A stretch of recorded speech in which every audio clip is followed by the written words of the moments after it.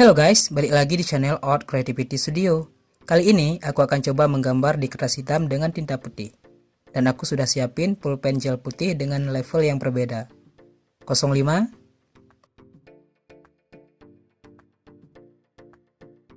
08,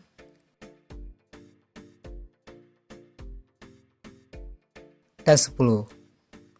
Ini adalah hal baru bagiku dan ini perdana cobain cara ini. Apakah bisa? Langsung aja kita coba guys. Tapi sebelum itu jangan lupa klik tombol like, subscribe, dan aktifkan notifikasinya. Dan jangan lupa juga untuk share ke teman-teman kalian sebanyak-banyaknya. Terima kasih dan check it out.